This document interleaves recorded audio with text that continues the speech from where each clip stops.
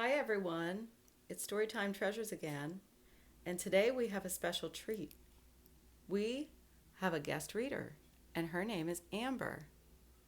She's going to read you a special story about Curious George.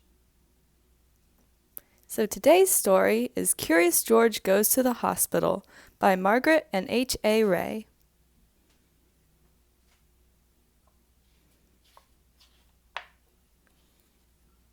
This is George. He lived with his friend the man with the yellow hat. He was a good little monkey, but he was always curious. Today George was curious about the big box on the man's desk. What could be in it? George could not resist. He simply had to open it. It was full of funny little pieces of all sorts of shapes and all sorts of colors. George took one out. It looked like a piece of candy. Maybe it was candy. Maybe he could eat it. George put the piece in his mouth, and before he knew it, he had swallowed it.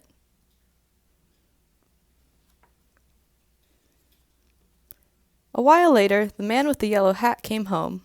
"Why, George," he said, "I see you have already opened the box with the jigsaw puzzle. It was supposed to be a surprise for you. Well, let's get to work on it." Finally, the puzzle was finished. Well, almost finished. One piece was missing. The man looked everywhere for it, but he could not find it. "That's strange," he said. "It's a brand new puzzle." "Well, it cannot be helped. Maybe we'll find it in the morning.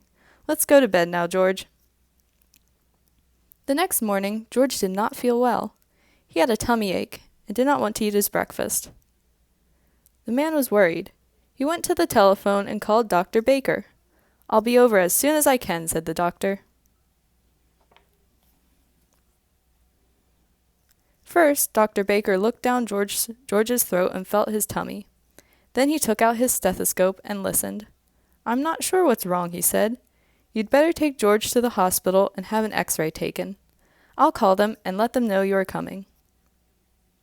"Don't worry, George," said the man when they were driving to the hospital. "You have been there before when you broke your leg.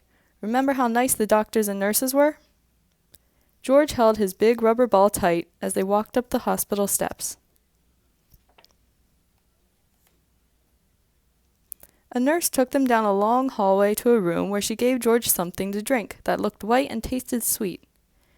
"It's called barium," the nurse explained. "It helps the doctors find out what is wrong with you, George." In the next room stood a big table, and a doctor was just putting on a heavy apron. Then he gave the man just one like it. George was curious. Would he get one too? No, he did not. "You get on that table, George," the doctor said. "I'm going to take some x-ray pictures of your insides."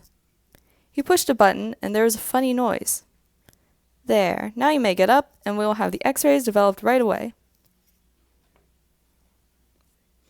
"Now, let's see. There is something that should not be," said the doctor when they were looking at the x-rays. "Why, that looks like— I think that must be the piece that was missing in our jigsaw puzzle yesterday," said the man. "Well, well, well," said the doctor.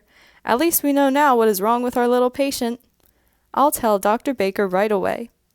George will have to stay at the hospital for a few days. They'll put a tube down his throat to get the piece out. It's only a small operation. I'll call a nurse and have her take you to the admitting office." Many people were waiting outside the office. George had to wait too. "Look, Betsy," the woman next to him said to her little girl. "There is Curious George." Betsy looked up for a moment, but she did not even smile. Betsy had never been to a hospital before. She was scared. Finally, it was George's turn. A pretty young nurse took him to the next room. My, how many rooms and how many nurses there were! One nurse wrote down a lot of things about George, his name and his address and what was wrong with him. Another nurse put a bracelet around his wrist. "It has your name on it, George," she said, "so that everybody knows who you are." Then the pretty young nurse came back. "My name is Carol," she said. "I'm going to take you to your room now. We call it the children's ward, and put you to bed. There will be lots of children to keep you company."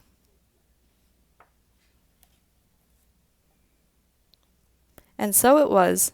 There were a lot of children in the room. Some were up and around, others were in their beds, with a doctor or nurse looking after them. Dave was having a blood transfusion.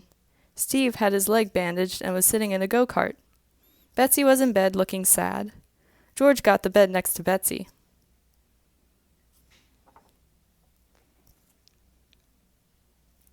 George was glad when he was in his bed at last.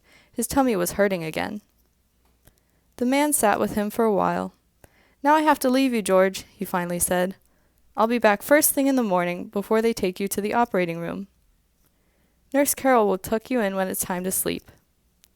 Then he left. George just sat there and cried. As he had promised, the man was back early next morning.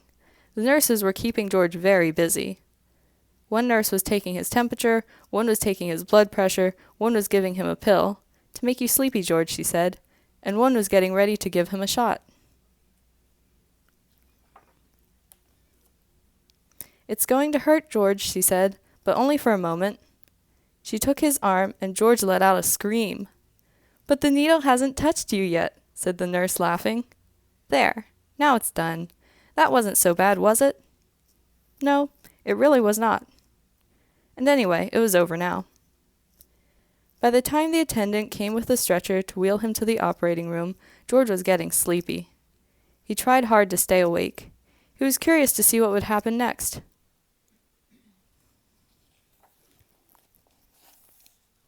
He could see a big table with bright lamps over it and doctors and nurses all around. They had caps on their heads and masks over their faces, only their eyes were showing. One of the doctors winked at George and patted his head. It was Dr. Baker, who had been to the house when it had all started. He looked funny with his mask on. And then George was fast asleep.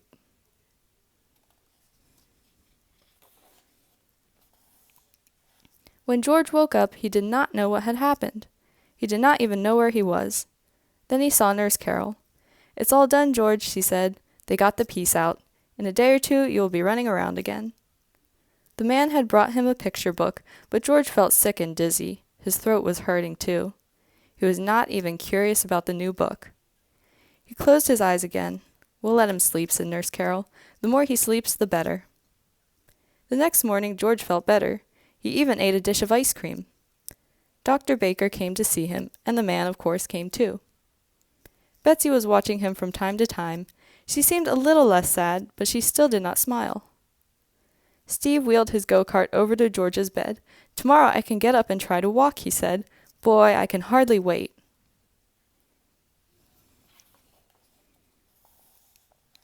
"I'll take you to the playroom now, George," Nurse Carol said the next morning. "And in the afternoon your friend will come and take you home." The playroom was full of children. A lady was showing Betsy how to use finger paint. There were all sorts of things to play with, even a puppet theater. And that was just the thing for George. He had 4 hands, so he could handle 4 puppets at the same time. George gave a real puppet show, with a dragon and a clown and a bear and a policeman. The children laughed and shouted, and even Betsy, for the first time, smiled a little. There was a TV set in the playroom and also a record player. George was curious. If he climbed on the record player and turned the switch, would it go round and round like a real merry-go-round? It did. It started slowly, then it went faster and faster, and whoopee! George had lost his balance and was sailing through the air. Luckily, George landed on a soft cushion. The children cheered, and Betsy smiled again. George was so funny. But then the play lady picked George up. "That's enough for now," she said. "You'd better take a nap before lunch. We have a big day ahead of us. The mayor is coming to visit the hospital today, and later on you will be going home, George." When George woke up, Steve was just taking his first steps. A nurse was helping him, and the children were watching. The go-kart was standing there empty. George was curious. He looked at it. Then he climbed into it. Then he grabbed the wheels, and then, while nobody was looking, he wheeled the go-kart right out of the room. George could make the go-kart go very fast. This was fun. Down the hall he went. By now the nurse had noticed that he was gone and came running after him. "George, George!" she shouted. But George was too excited to listen. He wheeled around the corner and down the ramp to the floor below, where some men were busy pushing lunch carts and a lot of doctors and nurses were showing the mayor around.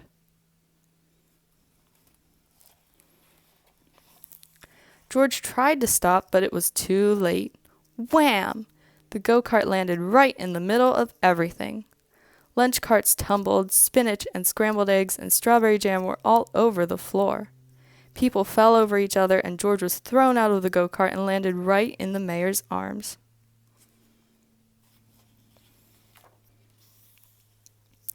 What a mess it was. "You broke all my dishes," someone cried. "He ruined the go-kart," complained another. "What will the mayor think of it?" whispered someone else, and so it went. Suddenly everybody looked up and listened. From above came happy laughter, and there stood Betsy, laughing, laughing, laughing. Then the children joined in. Then the mayor started laughing, and finally everybody just laughed and laughed. Everybody, that is, except George. Betsy came running down the ramp, threw her arms around George and kissed him. "Don't be sad, George," she said. "The whole thing was so funny. I never laughed so much in my life. I'm so glad you're in the hospital with me." Now the director of the hospital spoke. "I'm sorry this happened, Mr. Mayor," he said, "but I think we'll just clean up the mess and be done with it. George," he went on, "you've made a terrible mess, but you also made our sad little Betsy happy again, and that's more than any of us have done. And now I see your friend has just come to take you home, so goodbye, George, and take good care of yourself." The children crowded around the windows, waving goodbye, when George and the man with the yellow hat were finally leaving the hospital. As the car was turning into the driveway, Nurse Carol came running after them. "Here's a little package with something that belongs to you, George," she called. "But don't open it before you're home." George was curious. Well, who would not be? The moment he reached home, he ripped the paper off, tore open the box, and there was a piece of the puzzle that had caused all the trouble. "How nice of the doctor to save it for us," said the man with the yellow hat. "And now we can finish the puzzle." The end.